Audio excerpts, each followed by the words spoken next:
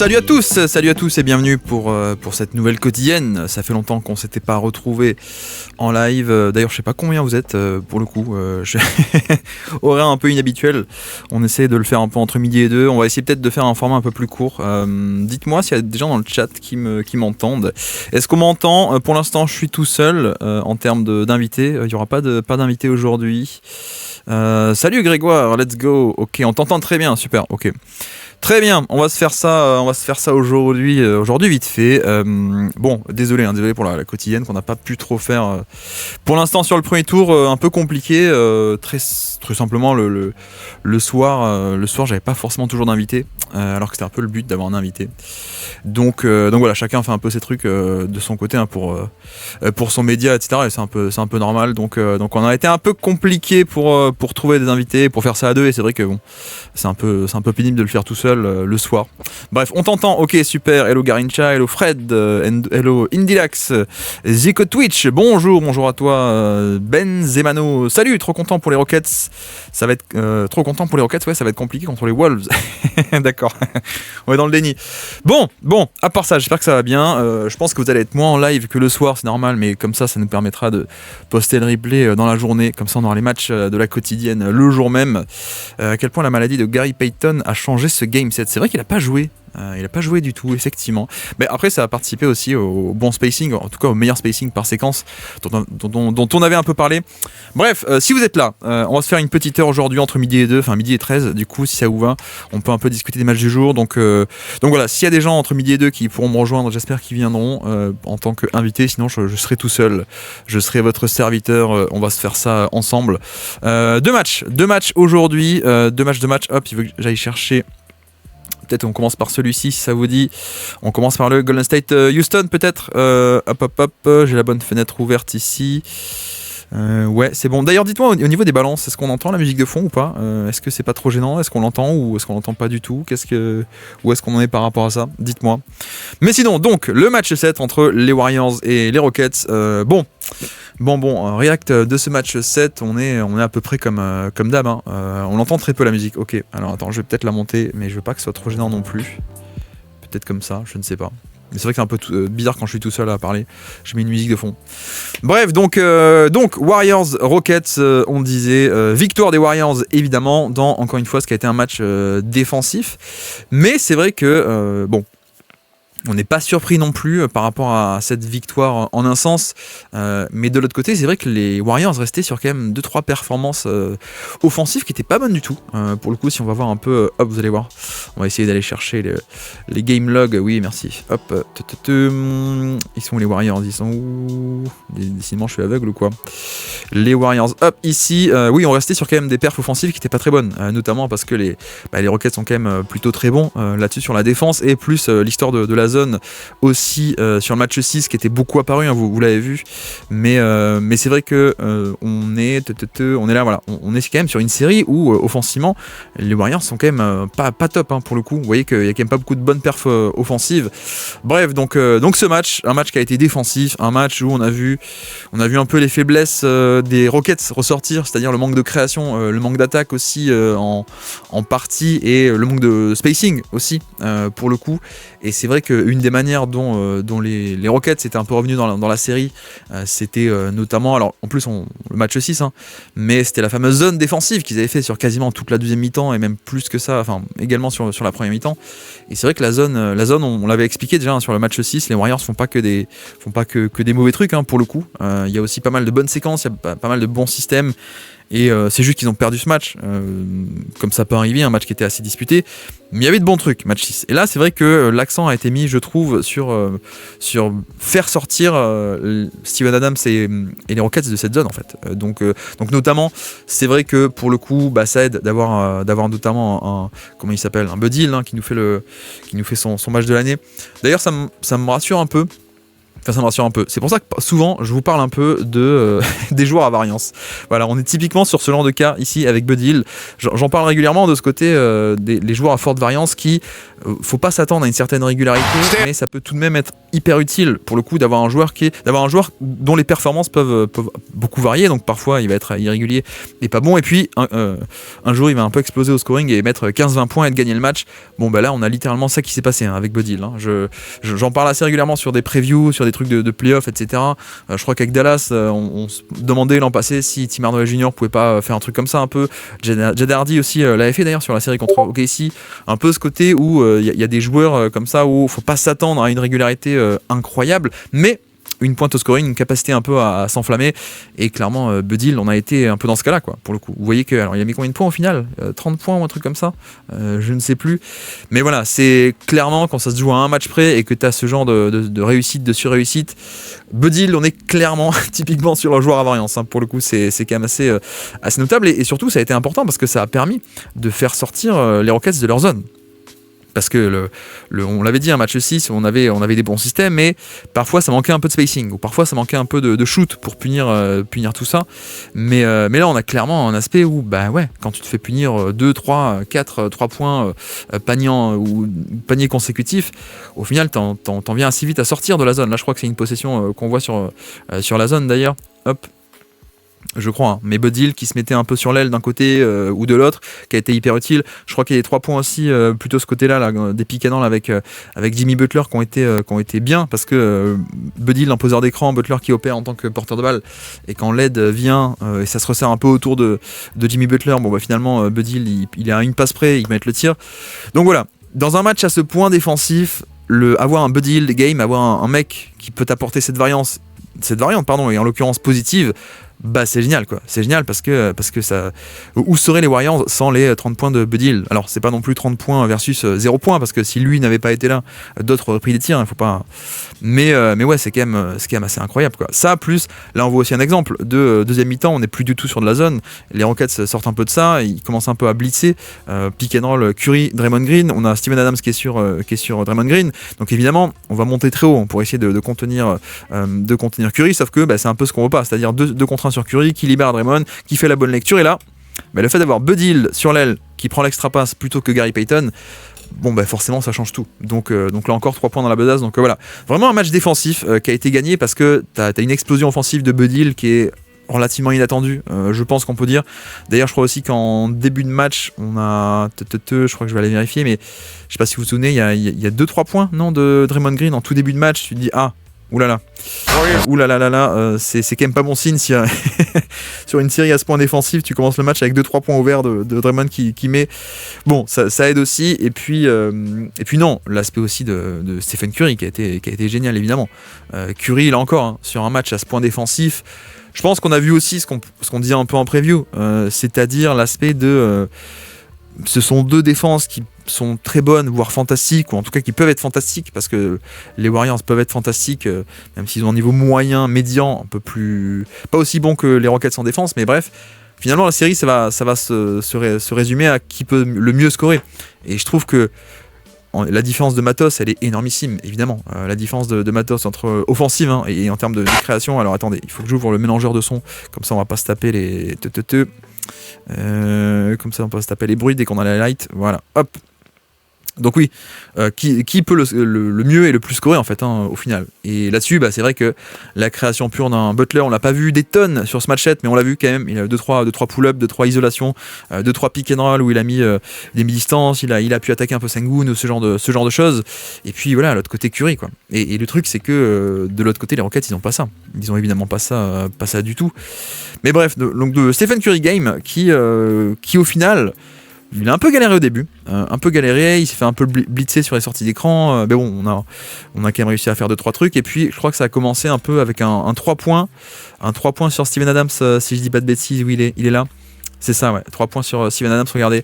On remonte la balle, pick and roll avec Draymond Green, on n'est pas du tout dans une défense de zone, pour le coup, comme on a dit, parce que le shooting de Buddy Hield et le spacing des Warriors a fait sortir les Rockets de cette zone, donc on est en individuel, en homme-homme. Donc, hop, regardez, qu'est-ce qu'on fait? Le drop.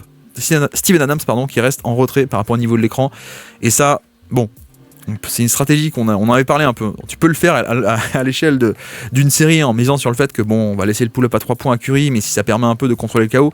Sauf que là, en match 7, tu joues plus les gros échantillons. Là, on est vraiment à un tir près, surtout à sur ce genre de match un peu défensif où chaque panier peut compter. Donc là, tu offres ce genre de pull-up à 3 points sur Curry sur un drop, bon bah tu te fais punir quoi. Et ça a permis un peu de le lancer sur ce match-là.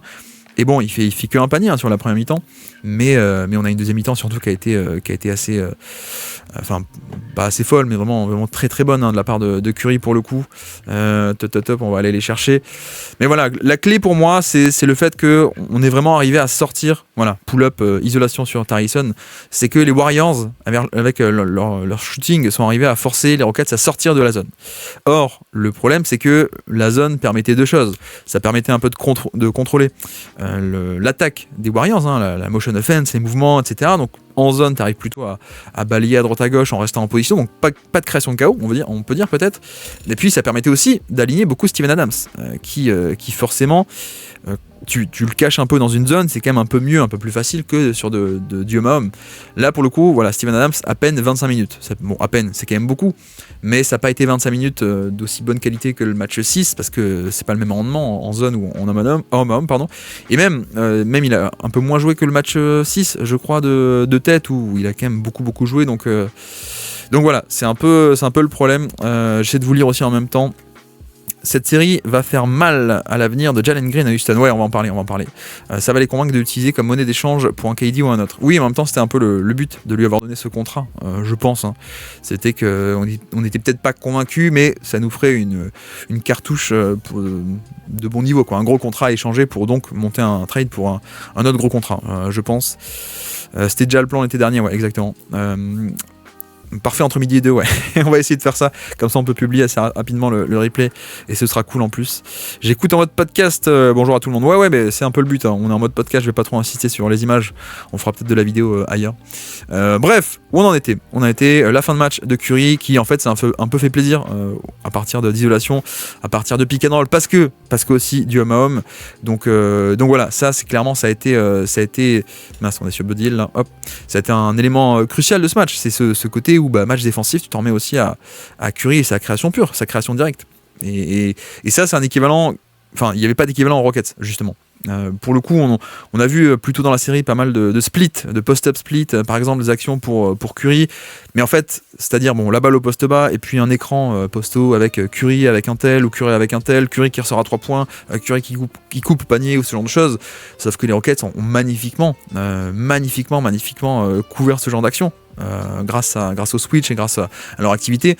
Et là, finalement, ça se fait en 2 étapes, on va dire, le match, où première mi-temps, tu arrives à les faire sortir de la zone, ok, et une fois que c'est fait, tu donnes la balle à Curry, et vous voyez que on est vraiment sur des séquences de création directe, en fait, vraiment isolation, 1 contre 1, drive, jeu au panier, je finis sous le panier. L'action d'après, c'est switch, Jabari Smith qui se retrouve sur Curry, on l'attaque sur isolation, et on va au panier. Et là encore, je vais essayer de mettre en plein écran, même si ça fait pas plaisir au robot YouTube. Regardez. Sur image, il y a quand même beaucoup de spacing pour le coup. Il y a Buddy Hill sur le terrain, il y a Podziemski là-bas sur le terrain, il y a Kevin Looney qui est proche du panier, mais on a quand même tout cet espace dans lequel Curry peut attaquer Jabari Smith en 1 contre 1. Donc on a ça, et voilà, comme dit, c'est de la création pure qu'on n'a pas eu, qu'il n'y avait pas côté Houston, malheureusement. Donc voilà un peu pour le côté offensif pour moi de Golden State, qui, faut dire aussi, alors je vais voir les stats un peu. Hop, on est ici. Bon, pour le coup, ils ont fait un match avec 0 rebond offensif, quasiment. Bon, ou très peu en tout cas. Le 0, c'est pour le centile, mais même pas 10% de rebond offensif. Donc, c'est pas du tout. Parfois, ça peut passer par là, les Warriors. On sort du Kevin Looney pour ça, du rebond offensif, faire mal là-dessus. Non, ça n'a pas du tout été le cas, pour le coup. Mais. Donc voilà, ça n'a pas été là. Mais par contre, vous voyez, les turnovers. Très peu de paires de balles, alors que ça a pu être un problème face à la défense totalement étouffante des Rockets. Je crois que si on va voir les matchs d'avant, je crois que ça doit être par là, c'est le match 5, non, ou un truc comme ça, ouais, ici. Ils perdent beaucoup de ballons avec Amen Thompson en premier rideau là sur Stephen Curry qui fait des dégâts. Match 6 également, et vous voyez la différence entre 17% de turnover au match 6 et seulement 8%. Donc on passe de très mauvais à élite, clairement en termes de perte de balles. Donc c'est des points en moins pour Houston, parce que c'est des situations où les Rockets peuvent aller très vite en transition, marquer des points faciles. Donc le fait d'avoir très peu de turnover, ça a été à mon avis un élément assez clé. Le fait de les faire sortir de la zone, le spacing, on l'a dit, très peu de lancers francs aussi. vous avez vu, hein, c'est pas non plus, c'est jamais la force des Warriors, hein, d'avoir beaucoup de lancers francs. Mais par contre, qu'est-ce qu'on a ? On a voilà, 50% de leur tir, c'est des 3 points, et le shot making était là. Voilà. Au-delà même de Curry qui fait des drives, qui fait des pick and roll, le shot making était là. Et de l'autre côté, il n'était pas là. La bataille du 3 points, c'est 30% pour les Rockets à peine. Voilà, et de l'autre côté, on est 41%, même 42% presque pour les Rockets en termes d'efficacité à 3 points. Donc ça fait une énorme différence, et surtout, d'autant plus que, regardez aussi l'autre différence au niveau de la fréquence à 3 points. Non seulement les Rockets n'ont pas mis leurs 3 points, mais en fait ils en ont quasiment pas tenté. À peine, c'est quoi, c'est 20% de leur tir, 18. Ça fait combien en chiffre brut ? On va aller chercher le chiffre directement. Ouais, c'est là, 21, non 21 c'est lancé franc. 18, 3 points sur le match. 18, 3 points sur le match pour les Rockets. Donc en fait, il y a aussi un plafond de rentabilité, sans même parler de à quel point tu mets tes tirs ou tu les mets pas, en rentabilité en termes de profil de tir. Et ça s'explique assez facilement par qui est-ce que tu alignes sur le terrain, pour le coup. T'as une escouade de défenseurs, t'as Amen Thompson qui est sous le panier, t'as Dylan Brooks où t'as pas envie qu'il les prenne trop non plus les 3 points, en plus il les a pas mis, je crois, il est à 0 sur 3 sur ce match-là. Mais voilà, Thompson il a pris 1, et encore, c'est pas bien. Sengun c'est pas un shooter, Jalen Green, ça c'est peut-être la grosse déception pour le coup. Van Vliet a fait un peu son match, même si on va en parler, mais c'était quand même moins bon que le match 6. Et puis après, en fait, où sont les shooters ? Où sont les shooters ? Mais il n'y en a pas trop. Le seul vrai bon shooter pour moi, il est là, c'est Jabari Smith, qui a fait que 12 minutes sur ce match. Et bon, on fera le bilan plus en détail, hein, peut-être après, là je parle que du match 7, mais moi un bilan plus global, j'aurais aimé voir Jabari Smith sans doute un peu plus sur la série. Et dès qu'il était là, c'était quand même assez cool pour ce shoot. Mais bref, il y a un peu ce différentiel où c'est pas que les Warriors ont cassé totalement la défense des Rockets avec de la création de décalage, avec ce genre de choses, ou accès au panier, des lancers francs, etc. Non, c'était pas un festival de ça. Autant ça a pu être le cas, match 1 je crois, ou match 2, début de série là. C'est où quoique non, ça se voit pas trop dans les stades d'ailleurs, non, ça se voit pas trop. Mais il y avait un peu un côté avec Butler, le yin et le yang, entre Curry et le 3 points, le mouvement, et puis et Butler qui pouvait aller au panier, prendre des lancers francs, etc. Alors, en début de série, là, vous voyez qu'on n'a pas du tout lancé franc. Mais bref, mais c'est un aspect de shotmaking, beaucoup de 3 points, et en plus les 3 points qui rentrent, et en plus la surchauffe, on va dire, parce que je pense que c'est pas une connotation négative, hein, surchauffe de Buddy Hield qui fait quand même plaisir. Donc voilà à peu près ce que je pense on peut dire sur les Warriors. Que dire de plus ? Je crois qu'on peut à peu près s'arrêter là, hein, pour l'attaque des Warriors. Voilà, demi-terrain, ils ont été fantastiques, hein, alors que d'habitude ils ne le sont pas du tout. Là, on est à 116 points par 100 possessions en termes de demi-terrain. Vous voyez que c'est dans le 89e centile, donc mieux que 89% de tous les matchs de cette saison. La perf offensive en termes de demi-terrain est quand même assez admirable, hein, pour le coup. Et bon, ça s'explique aussi parce que shotmaking. Mais on va voir. Voilà, c'est clairement la meilleure perf de toute la série. Si on prend ici, regardez. Ils font pas des trucs si mauvais que ça, mais c'est clairement la meilleure perf de toute la série sur demi-terrain, alors que le reste, on est à 95 points par 100 possession. Le match 2, ils sont même à 82 points par 100 possession sur demi-terrain, sur du jeu posé. Et là, on a pété à 116, donc ouais, ça aide de faire ça. Pardon. Oui, autre aspect un peu tactique peut-être pour dire le fait que Sengun finalement a été mis, si je peux retrouver un peu les images, Sengun a été mis sur Podziemski sur ce match-là, mais c'est pas la première fois. Mais au final, ça a aussi aidé à impliquer Sengun sur pick and roll, avec notamment un Podziemski qui peut poser l'écran et ensuite faire le fameux short roll. Donc je roule un peu au panier, enfin pas complètement au panier, mais je reçois la balle après le 2 contre 1 et je fais l'extra passe, j'attaque dans l'espace, je peux driver, etc. Donc ça a bien aidé. Et encore une fois, on en revient à la même chose, hein. C'est-à-dire que le fait d'être arrivé à empêcher cette zone défensive fait que tu peux cibler individuellement Steven Adams, tu peux cibler individuellement, en tout cas pick and roll, Alperen Sengun aussi. Et donc là, c'est vrai que c'est quand même largement plus compliqué pour le coup. Donc voilà, c'est quand même un peu l'histoire de ce match pour moi. Et puis le chrono tourne déjà 12h23. L'autre côté, on n'est pas surpris. On n'est pas totalement surpris, c'est-à-dire que côté Rockets, pour le coup, non seulement la défense n'a pas été géniale, aussi géniale qu'avant, mais surtout, vous voyez que on a mis très peu de points. Et je pense que il y a un peu je vais pas dire ce mirage, mais il y a un peu cet aspect où il reste un peu dans le match, un peu, pour moi, hein, grâce à la transition notamment, et grâce à la transition de Thompson, qui, entre guillemets, fait son match, hein, pour le coup. On voit, il fait 24 points, 3 passes. Bah mince alors, ça marche pas le mélangeur. J'ai voulu couper le son, il a pas voulu le faire ou quoi? Tout, excusez-moi. Hop, je vais vous éviter le son dans les oreilles comme ça à chaque fois. Voilà. Donc bref, la transition d'Amen Thompson qui était assez cool, qui a beaucoup de points bonus sur la contre-attaque. Après, on a vu aussi les limitations sur demi-terrain de Thompson. Donc voilà, ok, il a mis 24 points, mais c'est des 24 points, c'est pas que du jeu posé, c'est pas que des drives au panier, c'est pas que de la création pure, quoi. Donc ça a un peu manqué. Ça a un peu manqué, mais d'ailleurs, on va aller voir directement. Transition, alors pas mal, mais pas fantastique non plus. On voyait que c'est pas non plus des milliers de points. Et par contre, sur demi-terrain, encore pire. Donc les Rockets, 78 points par 100 possessions sur demi-terrain. Le 100e centile. Voilà, autant dire que c'est à peine mieux que 7% de tous les autres matchs NBA cette saison. Donc c'est un peu cata. C'est un peu cata. Et on a eu 2-3 bons ajustements côté Warriors, pardon, pour le coup. Déjà par rapport à Van Vliet, est-ce que c'est ouvert la fenêtre un peu ici? Par rapport à Van Vliet, en fait, on avait eu un... Oula, j'enlève le son. Hop, voilà. On a vu un match 6 où il avait été fantastique, hein, notamment, souvenez-vous un peu sur pick and roll. Or, là, on a eu un Van Vliet qui a été beaucoup moins bon sur pick and roll, notamment pourquoi? Parce que regardez, Draymond reste en drop. Draymond a commencé le match en restant en drop. Et donc, qu'est-ce que ça fait de rester en drop? Ça fait que tu restes bas par rapport au niveau de l'écran, tu laisses venir, et en l'occurrence, Van Vliet n'est pas un driver d'élite. Hein, tu restes en drop face à un driver d'élite, bon bah tu lui donnes l'espace, il prend l'espace, il va au panier, il te punit. Et ça, c'est vrai que c'était un peu nouveau. Alors vous voyez qu'il a pris, là, début de match, il met le pull-up à 2 points, ok.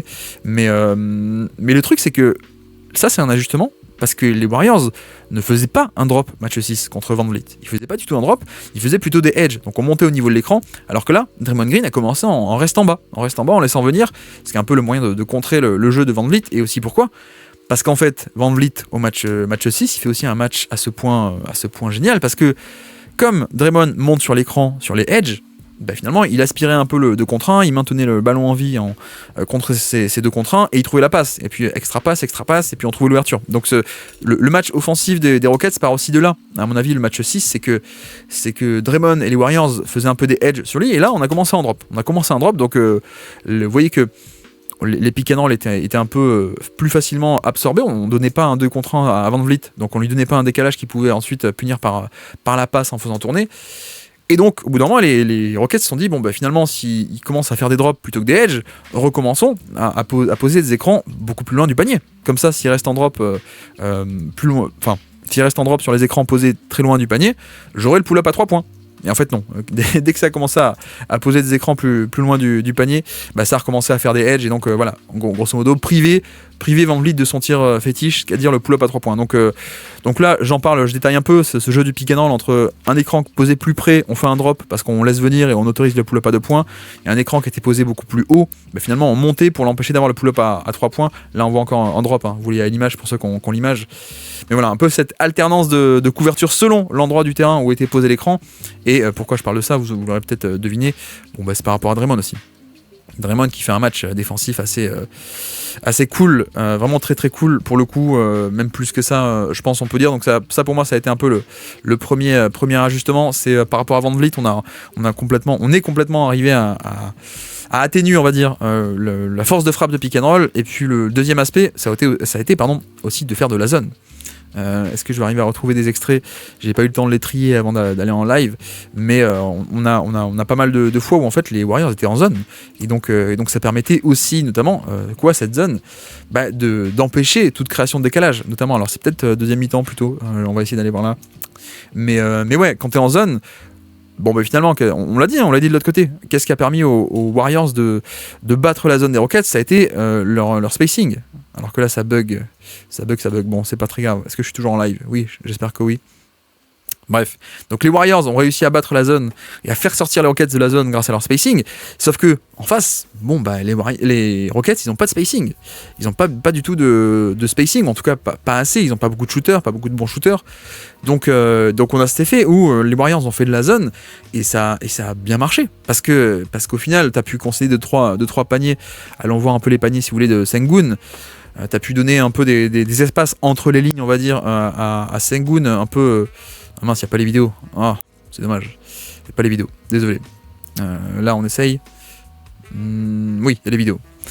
Mais globalement, en plus, ça permettait, surtout en deuxième mi-temps, d'avoir Draymond Green, même pas forcément un individuel sur Sengun. C'est-à-dire que Sengun, il avait un premier rideau d'un plus petit, un mec de la première ligne de la zone, et en plus, il y avait Draymond derrière.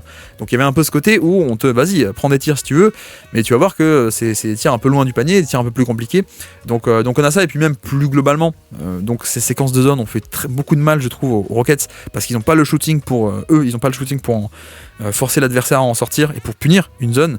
Et puis même en individuel, je trouve que le match de Draymond versus la création pure de Sengun a été de très bon niveau. Donc ouais, d'ailleurs, on voit un exemple là. On voit un exemple à l'écran. Hop.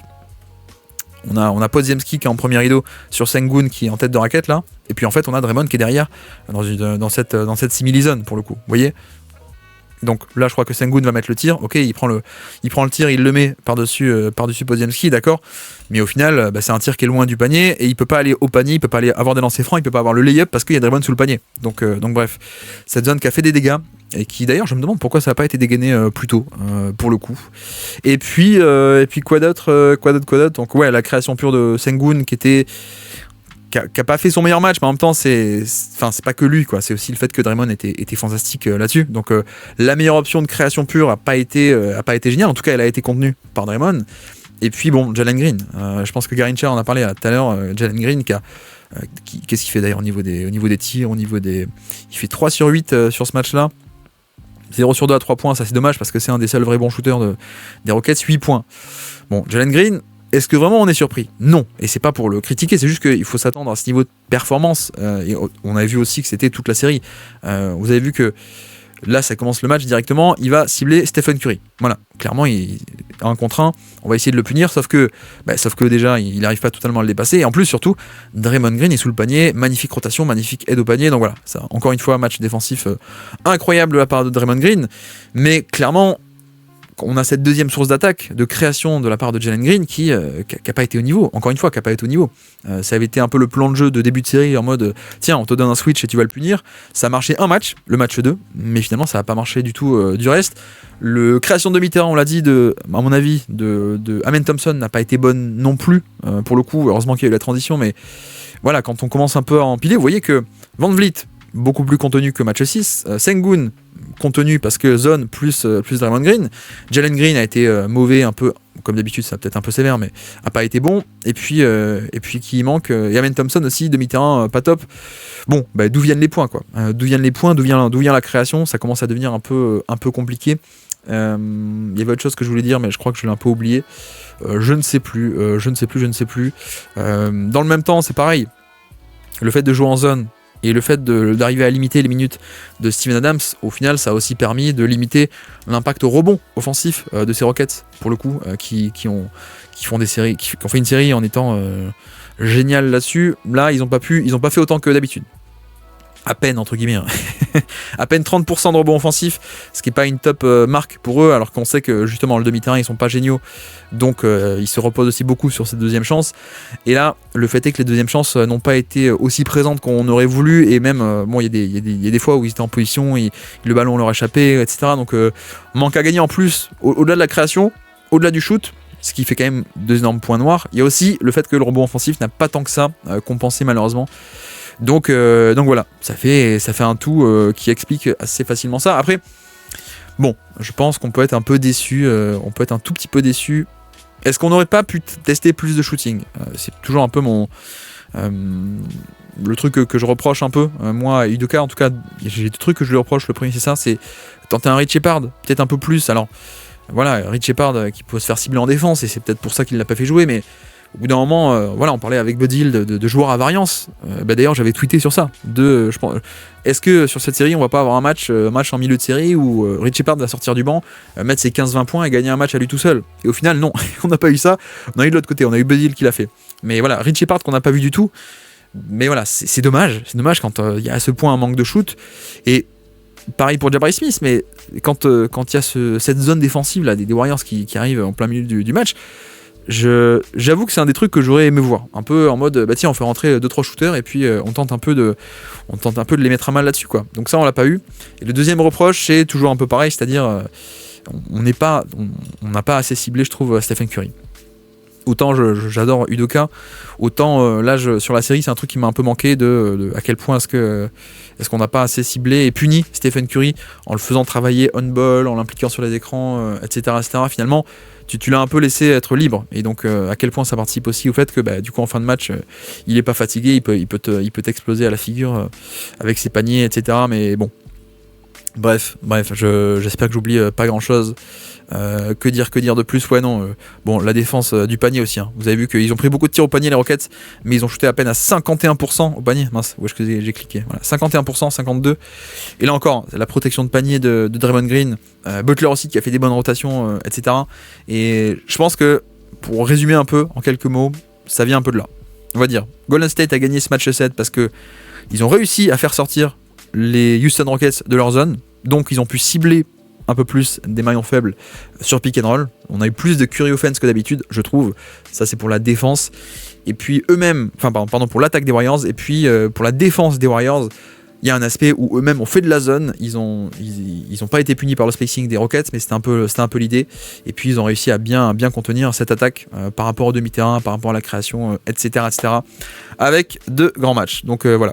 Match de patron de Curry, nous dit Mister Mantos. Exactement. Est-ce qu'on ne touche pas aussi aux limites de Udoka offensivement en plus de celles de ses joueurs? Ouais, c'est peut-être Garincha, c'est un peu ce que...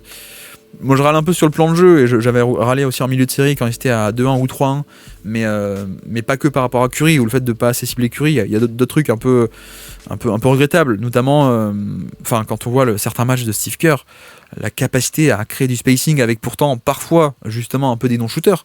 C'est arriver à très très bien organiser le terrain, des non-shooters qui sont utilisés en buzzer d'écran loin du panier, et donc ça libère de l'espace derrière. Enfin, je trouve qu'en créativité tactique, par exemple, pour créer un peu ce qu'on peut appeler du spacing factice, donc avec des non-shooters qui font telle chose ou telle chose, Steve Kerr est génial, et ça Udoka l'est pas forcément. Sur le play calling aussi, on peut revenir sur le fait de cibler Curry, on peut y revenir aussi. Mais après, à quel point c'est pas aussi lié aux joueurs? Parce que là je parle de cibler Curry, mais est-ce que tu as les armes pour cibler Curry? Est-ce que ça te va de faire 20 fois, 30 fois dans le match Van Vliet ou Jalen Green en porteur de balle pour cibler Curry? Bon, peut-être que c'est ça le calcul aussi, peut-être que le calcul c'est de dire non, c'est pas intéressant pour eux, quoi. Donc ouais. On râle beaucoup sur la création de Green, mais les critiques sur Sengun doivent exister aussi. Le profil est aujourd'hui loin d'être parfait, et le duo Green-Butler l'a bien montré. Oui, c'est un peu alors message de Tixierflo, c'est ça? Exactement, je suis un peu d'accord. Moi c'est un peu non pas un point d'interrogation, mais je crois qu'on avait parlé en preview aussi, mais pas de la série, de la saison l'été dernier, en mode quid de la vraie capacité de création pure de Sengun. On regarde les stats de l'an passé, et je me suis pas encore trop plongé sur celle de cette année. Isolation, post-up, la création directe n'est peut-être pas à ce point génial. Voilà, c'est pas Jokic 2.0, clairement, par exemple. Mais oui, non, mais totalement. Et puis Sengun, il y a aussi l'aspect le manque de shoot aussi, le manque de pick and pop, le manque de spacing, ce qui fait que parfois ce manque de menace en tant que poseur d'écran, donc pour un pick and pop par exemple, fait que la défense peut mieux faire certaines couvertures. Mais non, mais je te rejoins que oui, c'est pas comme si on avait un Sengun qui était plus ou moins implacable, ou je sais pas moi, même pas 90e centile, mais 85e ou 80e centile en termes de création pure, de punir des 1 contre 1, punir des mismatchs. Non, on n'a pas ça non plus totalement. Donc ouais, je te rejoins un peu. J'essaie de vous lire, je crois que j'ai oublié quelques messages. Bonjour Axel, bonjour à toi. Les quotidiennes à midi, waouh, mes collègues vont plus jamais me voir le midi. Ouais. On verra ça. Bon, après, il y a le replay qui sera disponible ici en début d'après-midi, évidemment. J'étais pas là au début, tu peux résumer ce que tu as dit? Je crois que je l'ai fait entre temps. J'ai résumé un peu le match 7 entre la zone, les zones des deux côtés, la création pure, le spacing, etc. Donc voici. Est-ce que je parle d'Indiana ensuite? Ouais, je vais parler d'Indiana. Une seule impression que face à la défense préparée de Kerr sur le duo et les zones de mi-distance des Rockets, Udoka a seulement insisté sur Amen balle en main avec peu d'imagination. Ouais, mais pareil, ça c'est vrai que Amen Thompson, encore une fois, moi j'aime bien son match, il a beaucoup accéléré en transition, il a beaucoup donné ce genre de points faciles, donc ouais, ça c'était cool, notamment en deuxième mi-temps. Mais là aussi, est-ce qu'il n'y a pas moyen de tactiquement l'utiliser un peu plus créativement, quoi, libérer plus, je sais pas moi, n'importe quoi, de lui faire des cuts, des empty action, le faire arriver lancer balle en main, ou il y a des obstacles, hein, le fait que les mecs peuvent passer sous les écrans parce qu'il n'a pas le pull-up, mais je pense que l'utilisation et le play calling par rapport à l'utilisation d'Amen Thompson peut être mieux, peut être meilleur, et même malgré son manque de shoot, notamment son manque de pull-up. Donc ouais, je pense que là aussi, bon, il est jeune aussi, hein, il y a ça, donc je pense qu'il va être meilleur à terme. Mais même en termes de play calling, j'espère qu'un jour on aura plus d'optimisation pour lui, pour son slashing, de mise en route, on va dire, notamment sur demi-terrain. Donc voilà.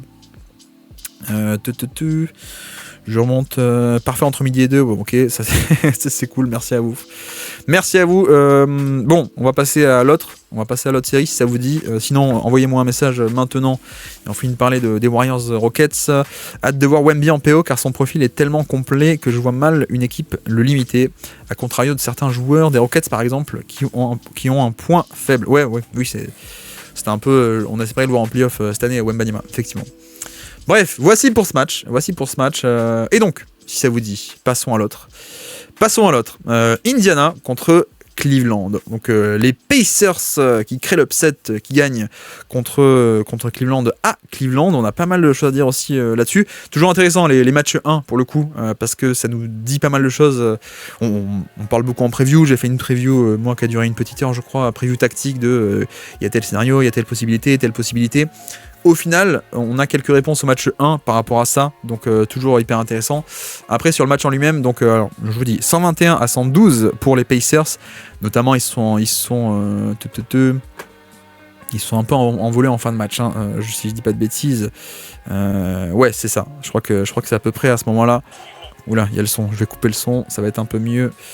Voilà, c'était quand même très disputé, même quatrième quart-temps, il était un peu devant, Cleveland est un peu revenu, etc.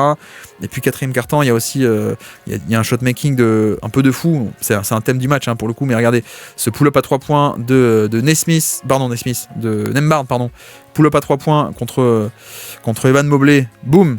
Indiana qui était à seulement plus 2, il passe à du coup plus 5. Et je crois qu'il y a juste après un autre, la position d'après aussi, il y a un 3 points, si je ne dis pas de bêtises, donc 6 points d'affilée dans la besace. Voilà, c'est Obi Toppin, est-ce que c'est lui qui met le 3 points ? Non, c'est pas lui. Enfin bref, d'un coup ils ont pris une avance assez énorme. Voyons voir. Ouais, c'est ça, Nembhard. Encore un deuxième 3 points de Nembhard ici.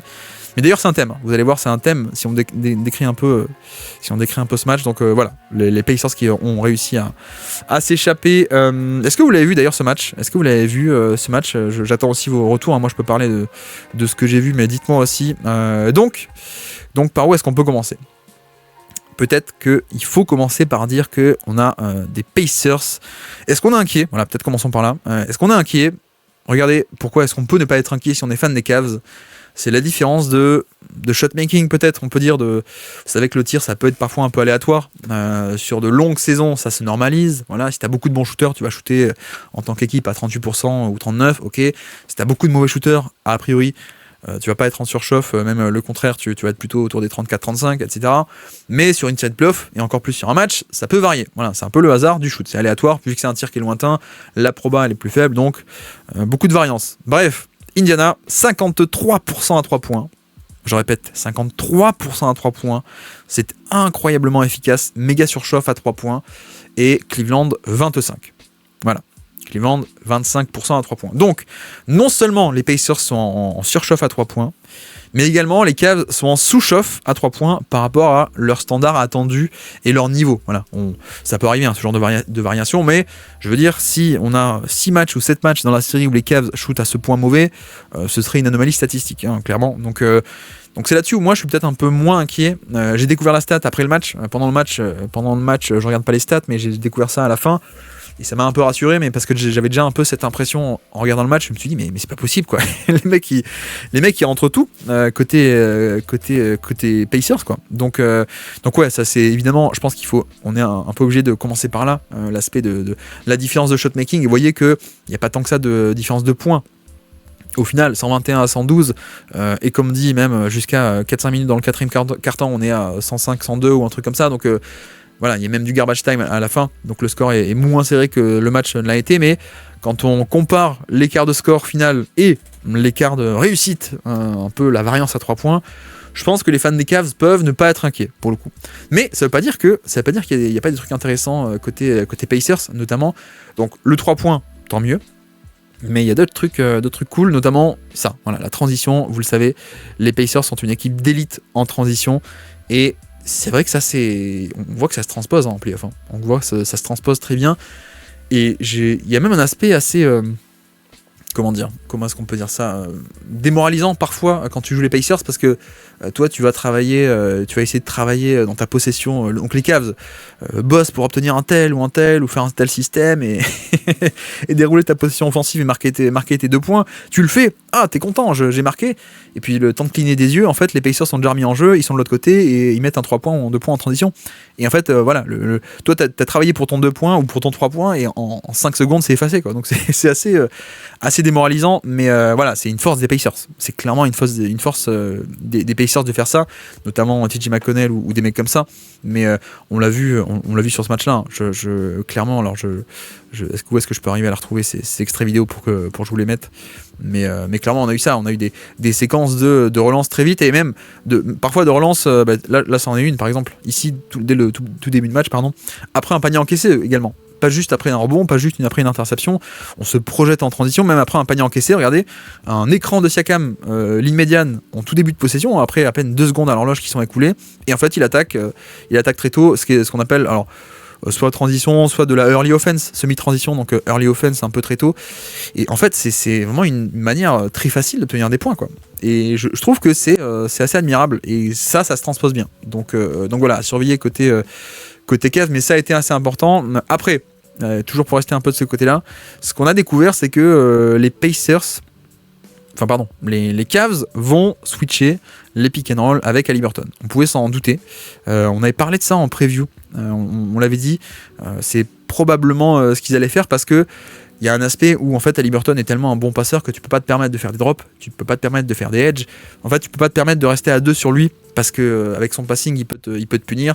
Donc on a eu un match où comme prévu, on a les bigs qui vont switcher sur Haliburton on va dire dans la majorité des cas, dans 95% des cas. Alors parfois quand c'est Sam Merrill, on switche pas quand c'est Sam Merrill pour éviter qu'il se retrouve sur Siakam ou sur Turner, et encore ça a été fait par la suite. Mais ce que je veux dire, c'est que on a ce truc où Haliburton va devoir affronter des switches et va pas avoir ses fenêtres de passe d'habitude, parce que on va pas rester à 2 sur lui. On va pas lui mettre la pression dessus, on va juste switcher et essayer de t'aspirer, de t'attirer vers des 1 contre 1, et ensuite ce sera à toi à les battre. Déjà, premier constat, ils ont battu ces 1 contre 1 avec une très très belle efficacité sur le match 1. Les Pacers, t'as eu beaucoup de switch obtenus. Je crois que la deuxième mi-temps notamment, mais même en première, je crois que c'est Nembhard, je crois que c'est Siakam qui mettent des tirs face à des switches. Et là pareil, deuxième mi-temps, c'est ça contre Dean Wade. Non, Dean Wade, voilà, il va au panier. Non, je crois que c'est contre Jarrett Allen. Il y a 2 paniers d'affilée en deuxième mi-temps, donc c'est pas ça. J'avance un peu, voilà. On le voit contre Jarrett Allen. Jarrett Allen, il fait son job, pour le coup. Il essaie un peu de survivre sur le switch, sauf que juste un shot-making de fou, quoi. Et notamment, voilà, pull-up à 3 points d'Haliburton. Donc voilà, premier élément, les Cavs vont switcher. Et pour l'instant, Haliburton, Siakam et les autres arrivent à battre ces switches. Donc plutôt une bonne nouvelle. Après, encore une fois, alors attendez, je vais vérifier les stats, mais moi j'ai quand même eu cette impression que ils ont battu les switches sur des pull-ups. Donc il y a un côté shot-making de mettre les pull-ups à 2 points ou à 3 points sur les 1 contre 1, mais il n'y a pas non plus un accès au panier illimité. Voilà. En termes de tirs au panier, ils sont pas non plus beaucoup, et je trouvais que sur les 1 contre 1, il n'y avait pas un aspect de Haliburton qui blow by à chaque fois, qui dépasse, qui met un coup de rein, qui place un premier pas rapide sur Allen et qui va au panier. Ça, il n'y a pas trop eu. Donc, là encore, je pense qu'on peut peut-être l'inclure et l'englober dans ce côté un peu shot-making, un peu réussite au tir des Pacers. Mais bon, en tout cas, tant mieux pour eux, ils ont réussi à les battre.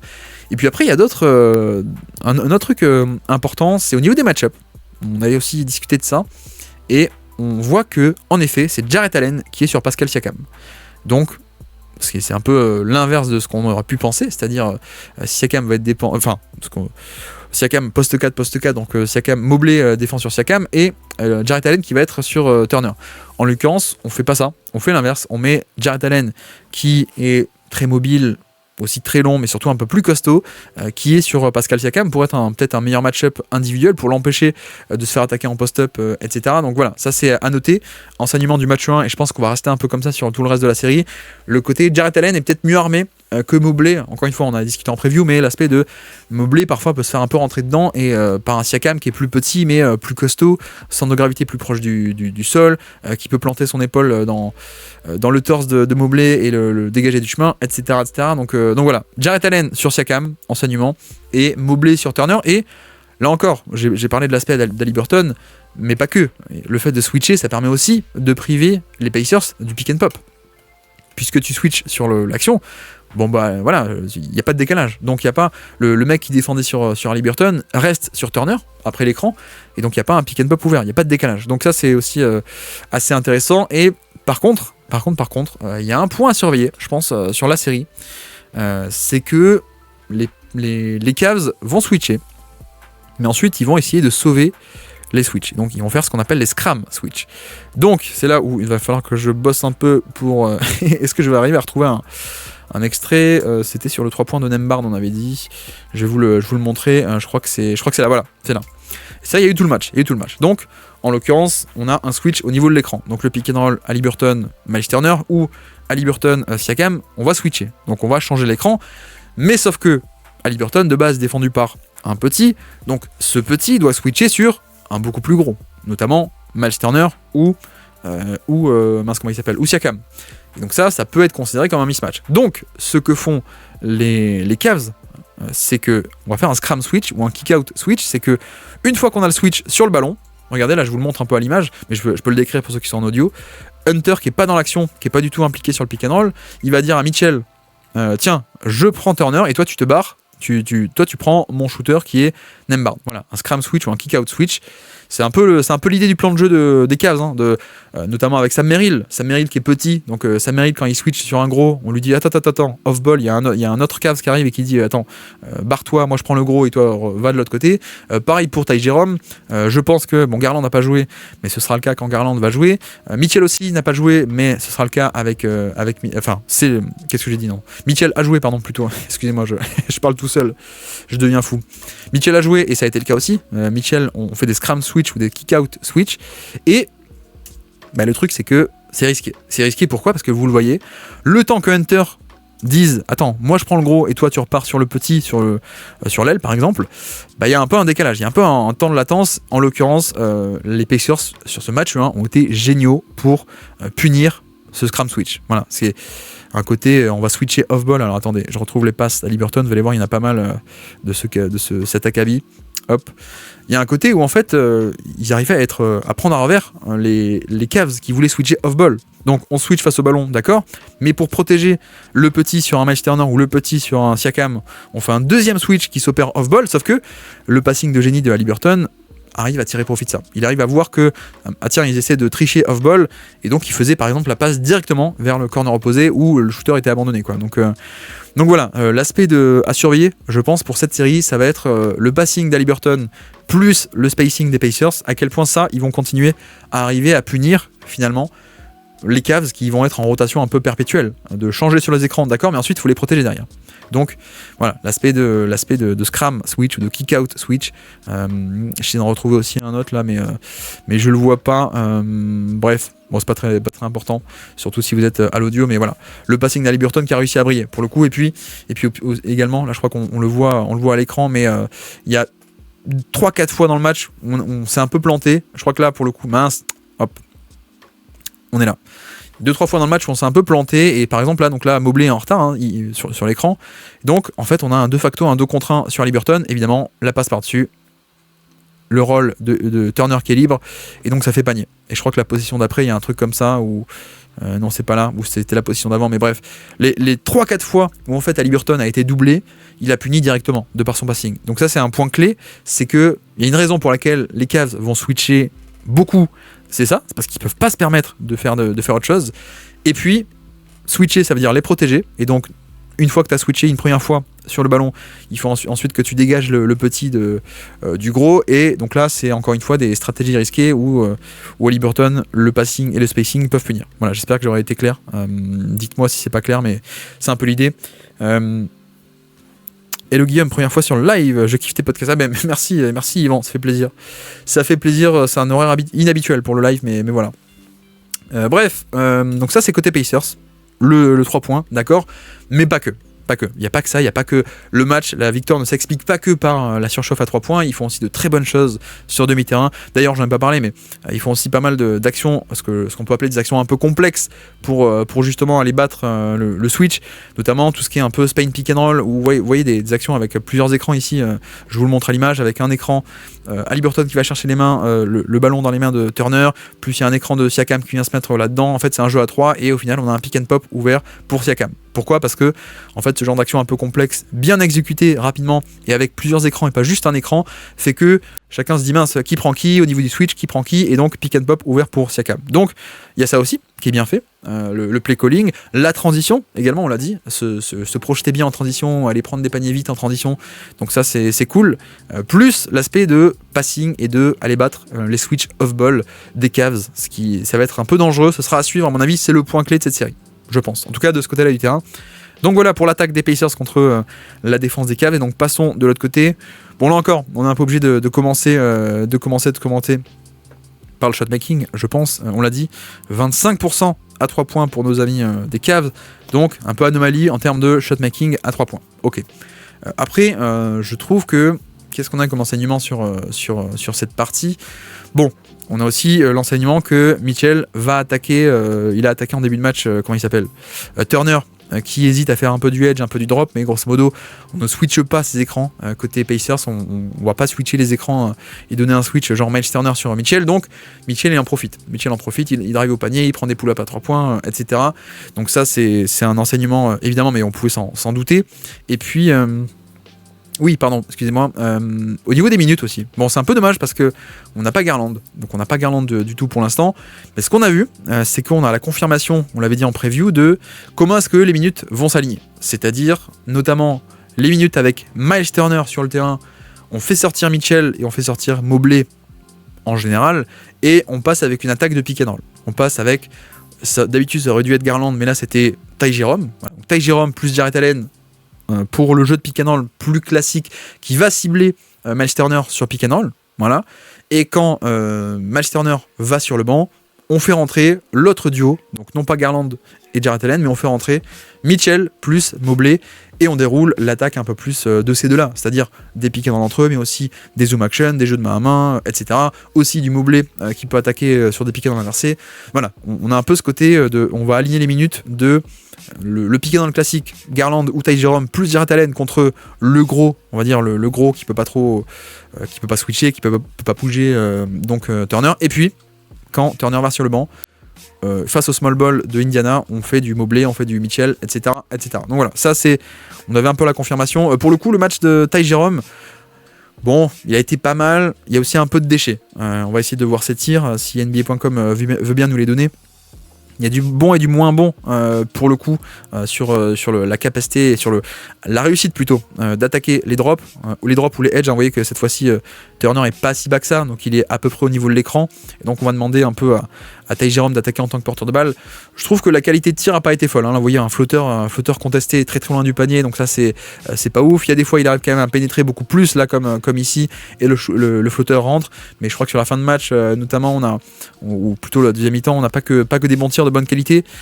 Mais voilà, ça c'est aussi le fait que Garland n'est pas là. Donc Ty Jerome qui passe de troisième option, on va dire, sur pick and roll, ou plutôt joueur un peu plus bas dans la hiérarchie, là il est appelé à faire plus. Là il est appelé à faire plus, il est appelé à être quasiment le deuxième moteur de l'attaque au final. D'habitude ces ballons-là, qui n'ont pas toujours été bien manufacturés par Ty Jerome contre le drop, contre le edge, donc sur des pick and roll classiques, d'habitude je pense que ces ballons-là seraient donnés à Garland, et Garland, qui est quand même un bien meilleur joueur évidemment, les aurait un peu mieux manufacturés. Donc là encore, si Garland revient bientôt, et je pense que ça va être le cas, d'après ce que j'ai pu comprendre, je suis pas trop inquiet là-dessus non plus, parce qu'au final, je m'attends à de meilleurs résultats face au pick and roll défensif de Miles Turner. Donc voilà, ça c'est aussi un bon point pour les Cavs. Et puis, Et puis, l'histoire de ce match aussi, ça a été comment est-ce qu'on va cibler Haliburton. Ça aussi, on avait parlé en preview de, voilà, forcément les Cavs, ce qu'ils vont faire, ça va être de cibler Haliburton. Mince, où sont mes extraits? Je ne sais plus. Bon, mettons ceci, mettons du Mitchell. Mais oui, au début de match, ce qui se passe, c'est que, alors attendez, non, c'est pas là, c'est là, si. Début de match, on va cibler Haliburton, et Haliburton ne veut pas faire de switch. Haliburton, il fait un edge and recover, donc il gêne Mitchell, par exemple, il va gêner Mitchell, mais il veut pas switcher sur lui. Il gêne Mitchell et il revient sur son shooter. Sauf que, forcément, quand les Pacers font ça, les Cavs, le poseur d'écran, Max Strus, il s'échappe pour un pick and pop à 3 points, notamment. Donc voilà, si tu ne switches pas, tu concèdes un décalage sur l'écran, et donc tu as un truc quelque part. Bref, donc ça c'était un peu la première mi-temps. On s'est un peu ajusté en deuxième, en disant à Haliburton, vas-y, switch en fait, change sur les écrans, comme ça on ne concède pas ce décalage, et on n'a pas un pick and pop de Sam Merrill, on n'a pas un pick and pop de Max Strus, etc. Et bon, malheureusement, ça n'a pas hyper bien marché pour les Cavs. Alors, il y a eu de bonnes situations, mais il y a aussi des fois où en fait ça a bien tenu. Ça a plutôt très très bien tenu côté défense des Pacers, notamment le fait que quand il y a un contre 1 et un mismatch, Mitchell qui va attaquer Haliburton, on resserre un peu le terrain autour. Les mecs qui sont sur l'aile, ils viennent boucher l'espace pour empêcher que Mitchell puisse faire un peu ce qu'il veut. Mais là, le contre-move à ça, c'est si tu dézones par rapport à tes shooters, je donne la balle au shooter et il te punit. Sauf que, on l'a dit sur ce match-là, les Cavs n'ont pas pu punir. Donc voilà, ça aussi, ce sera beaucoup à suivre, à mon avis. L'attaque de Haliburton et de voir comment est-ce que les Pacers vont aborder cette question. Parce que, pour le coup, on a commencé sans switcher. On s'est dit finalement, on va switcher, mais en l'aidant en plus, mais on n'a pas été puni, parce que les Cavs mettent d'habitude leurs 3 points. Là, ils ont pas mis, mais bref, pas mal d'éléments, mais je crois qu'on peut s'arrêter là pour ce match 1. Je regarde, j'ai pas trop d'autres notes. Alors si, on a vu un peu des séquences d'Andre Hunter sur Turner, ça aussi on en avait parlé en preview. Mais si, j'ai bien aimé aussi, il y a un passage sur toute deuxième mi-temps où finalement les Pacers jouent en small ball, ou alors avec Thomas Bryant, mais bon, ce qui est l'équivalent du small ball pour moi, pas de protection de panier. Et l'accent a été mis sur attaquer en semi-transition ou attaquer le panier le plus vite possible, parce que justement il n'y a pas de protection de panier. Donc ça c'était assez cool.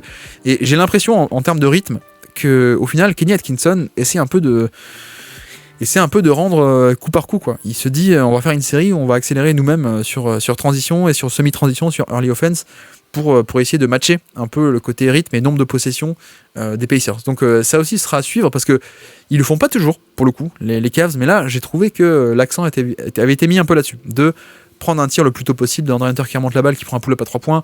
Voilà, ça c'est pas habituel, mais dès qu'il est un peu ouvert, il l'a pris.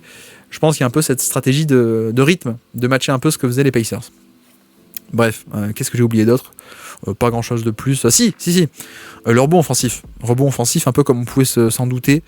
Les Cavs ont dominé rebond offensif, et ça les a pas mal aidés à scorer, notamment en deuxième mi-temps. Il y a un run où ils prennent rebond offensif sur rebond offensif, et je pense que voilà, les Cavs ne sont pas une bonne équipe de rebond offensif, on l'avait dit en preview, mais ils ont cette carte à jouer, parce que de l'autre côté les Pacers sont quand même assez mauvais, voire même très mauvais. Donc c'est pas leur nature, les Cavs, d'aller rebond offensif. Mais premièrement, vu que les Pacers sont nuls, tu peux le faire, tu peux appuyer là où ça fait mal. Et deuxièmement, si vraiment on a une équipe des Cavs qui arrive à dominer au rebond, ça peut aussi servir d'effet un peu dissuasif pour empêcher que les Pacers se projettent trop en contre-attaque. Donc voilà, je pense que cette fois on a tout dit à peu près, en tout cas pour l'instant. Sinon j'aurais fait un décryptage de 3 heures vidéo sur ce match-là, mais on va pas le faire. Je vous lis. Envoyez des messages si j'ai fini mon monologue, pardon, excusez-moi. Indiana a fait 16 pertes de balles contre 6 pour Cleveland. Pareil, Cleveland prend beaucoup plus de rebonds offensifs, ouais, exactement, on vient d'en parler. Le match est pas très serré grâce à ces qualités-là. Ouais, et puis le shot making aussi, le 3 points, la défense est quand même assez énorme. J'ai vu la première mi-temps, c'était très agréable. Ouais, c'était vraiment un très bon match. Entre ça, entre le scoring, mais surtout les ajustements tactiques, je trouve que ça va être la série, peut-être pas la plus intéressante, mais en tout cas la série la plus intéressante que personne va regarder, à mon avis, parce qu'il y a toujours une série qui a un peu le vilain petit canard en demi-finale de conf. Il y a 4 grosses séries, mais il y a toujours une qui passe un peu à la trappe, quoi, médiatiquement, etc. Donc ouais, mais moi je pense que ça va être une grande série, pour le coup. J'ai hâte de voir le retour de Garland, donc voilà. J'ai vu la première mi-temps des Cavs Pacers, j'ai eu l'impression de voir un match de SR. Je sais pas. Je suis pas sûr qu'en SR ils auraient déployé ce genre de schéma défensif, les Cavs, ce qui était un peu risqué, mais je vois ce que tu veux dire par rapport à l'attaque. Ouais. D'ailleurs, c'est un peu marrant. Il y a un peu cette image de l'Est, c'est l'Est, c'est la défense, la dureté, la toughness, quoi. Et voilà, l'Est c'est la défense et l'Ouest c'est beaucoup plus l'attaque, le 3 points. Je sais pas si vous avez vu les matchs du jour, hein. On a Rockets et Warriors, bon c'était défense à donf, et à l'Est par contre c'était attaque à tout va avec Pacers Cavs, donc toujours rigolo un peu non pas les clichés mais un peu c'est vrai que parfois on a eu tendance à avoir c'est pas qu'un stéréotype dans le vide quoi. Parfois on a eu beaucoup d'équipes défensives à l'Est et l'inverse à l'Ouest, mais là ce matin c'était pas le cas, donc ouais. Après, je suis un peu d'accord, les Pacers sont une équipe qui provoque toute l'année énormément de variance, de par des prises de risques défensives évidentes ou une efficacité débordante. Le scénario peut et va se répéter surtout sans Garland. Ouais, mais pour ça aussi que j'ai hâte du retour de Garland, parce que, tu vois, ça a fait des drops face à Ty Jerome, parce que Ty Jerome, il a un peu de pull-up à 3 points, mais on le craint pas trop, et que, bon, il peut prendre un peu son flotteur, mais on a vu que si tu varies un peu la hauteur de Miles Turner, tu lui demandes pas de faire un deep drop, mais de rester pas loin de l'écran, de laisser venir, mais d'être un peu haut par rapport à ça. Bon, bah tu peux arriver à contester les flotteurs, quoi. Et d'arriver donc, Ty Jerome a fait un match assez sale, enfin pas hyper génial, je trouve, sur cette qualité de tir versus le drop. En l'occurrence, tu vois, quand Garland sera là, je pense que c'est pas évident que ça fasse des drops, parce que Garland, lui, peut beaucoup plus facilement prendre un pull-up à 3 points, pull-up à 2 points, donc peut-être que la menace de scoring de Garland fait que ça va obliger les Pacers à faire des edges beaucoup plus fréquemment et voire même plus agressivement, des edges, et donc une fois que tu fais un edge, ça débloque des choses derrière, quoi. Donc la prise de risque, je veux dire la prise de risque défensive sera peut-être même encore plus grande quand Garland sera en face, parce que tu es obligé de te découvrir encore plus, alors que Ty Jerome, tu peux rester un peu en drop sur le pick and roll, le laisser venir, le laisser prendre ses flotteurs, et puis voilà. C'est quoi un scram switch ou un kick out switch? J'espère que j'ai réussi à l'expliquer, sinon tu me dis, je peux le réexpliquer avec des dessins. Bonjour, où est Azad maintenant qui... Mais Azad, le problème c'est qu'il est aux États-Unis, donc là je crois qu'il est même pas réveillé, quoi, pour le coup, donc ouais. Il y a une consigne claire tout le match avec les rotations agressives aux Cavs, il fallait multiplier les slip passes et ça a marché. Oui, et puis ça aussi c'est un contre-move possible de glisser les écrans. Si tu sais que les Cavs vont switcher, tu peux aussi ne pas poser l'écran vraiment et glisser l'écran, comme on dit dans Slip the Screen, glisser l'écran. Tu poses pas l'écran, tu glisses au panier avant le contact. Et c'est un contre-move classique au switch, où en fait tu vas au panier, où tu plonges dans le dos de la défense avant que ça ait pu switcher. Et puis le moment où les deux défenseurs se disent, ah tiens, prends la responsabilité de l'un et de l'autre, etc. Tu glisses au panier avant ça. Donc ouais. Ouais, alors, ok, alors je vais réexpliquer alors le scram switch. Salut Bamzerito qui va regarder le replay. Ouais, on a bientôt fini là, donc le replay va être dispo dans 10 minutes, je pense. Allez, je peux essayer de faire une séance paint si vous voulez. Hop, ce sera peut-être plus simple. Ou pas d'ailleurs, je ne sais pas. Alors, scram switch, c'est quoi? T'as deux attaquants. Ok. Ensuite, t'as deux défenseurs. Ici.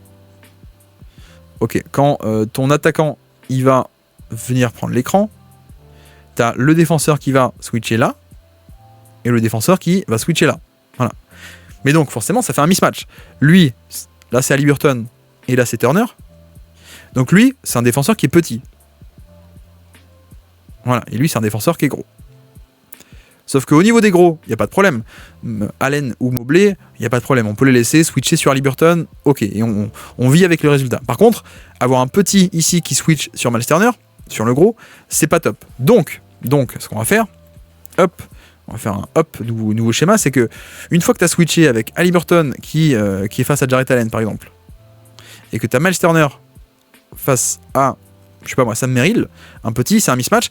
Donc qu'est-ce qui se passe? Côté faible, tu as DeAndre Hunter qui est sur l'aile qui dit, attends, moi je prends Miles Turner, et toi, hop, je te kick out, sur un shooter, je sais pas moi, Andrew Nembhard. Voilà. Et donc en gros, il y a ce switch off ball si tu veux. En fait, pour sortir de ce mismatch, Sam Merrill le petit face au gros Miles Turner, t'as un mec qui est pas impliqué sur l'action qui vient. Attends, moi je prends Miles Turner et toi je te kick out sur quelqu'un d'autre.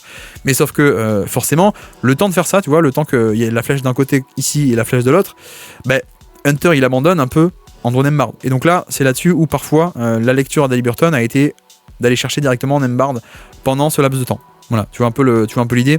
Je peux te montrer un exemple très concret, c'est celui-ci, voilà. Je peux le détailler. Donc Jarrett Allen qui prend Haliburton, ici on a Mitchell qui prend après le pick and roll, il switch sur Turner, et DeAndre Hunter qui est sur l'aile qui dit attends, moi je vais prendre Turner, et toi Mitchell tu vas devoir partir sur Nembard côté faible. Voilà, vous voyez il le pointe du doigt là, il dit vas-y ressors, moi je prends Turner, et sauf que comme c'est mal fait ou c'est mal exécuté ou comme voilà, ça prend un peu de temps, c'est un peu risqué, la lecture d'Haliburton c'est quoi, il voit que ça fait un scram switch, donc il donne directement à Nembard côté faible. Voilà, et ça fait un 3 points. Donc en gros, c'est un deuxième switch off-ball pour sortir d'un mismatch. Est-ce que ça aurait été un peu plus clair ? Je l'espère en tout cas. Je l'espère, c'est pas idéal avec le paint, mais voilà, c'est un peu l'idée. Ok, je vois d'où l'aspect de passing de Haliburton. Exactement. Et important par rapport à ça, tout à fait. J'apprends depuis peu la tactique, donc certains termes me sont inconnus. Non, mais justement, on est là pour ça. Voilà, bon ben on peut s'arrêter là pour aujourd'hui. On s'est fait une petite heure de tactique sur les matchs du jour. Je vais essayer de le refaire demain également, si j'y arrive. Le soir ça paraît un peu compliqué désormais, ou alors en tout cas si on a un invité on le fera peut-être le soir, on verra. Donc peut-être à demain, j'espère que ça vous aura plu ce live entre midi et 2 pour vous occuper pendant que vous mangiez. Si vous écoutez en replay, comme ça vous l'avez dans l'après-midi, le replay des matchs du jour. Prévu de OKC aujourd'hui, alors pas aujourd'hui, demain. Demain en podcast, il faut que j'enregistre là tout à l'heure, ce soir si j'ai un peu de temps, ou enfin en fin d'après-midi. Mais ouais, normalement la preview OKC Denver qui va être assez cool. Donc voilà, merci à tous. Je sais pas si on serait nombreux ou pas. Je pense que c'est pas les seuls, à vrai dire, entre midi et 2 vu que c'est pas l'horaire habituel. Merci à tous. Vive les Pacers, nous dit Flo. C'est la conclusion. Merci à tous, c'était très sympa ce petit match 7 et ce petit match 1 ensemble. Une petite heure tactique et on se dit à très bientôt, à demain. Merci à tous. Ciao.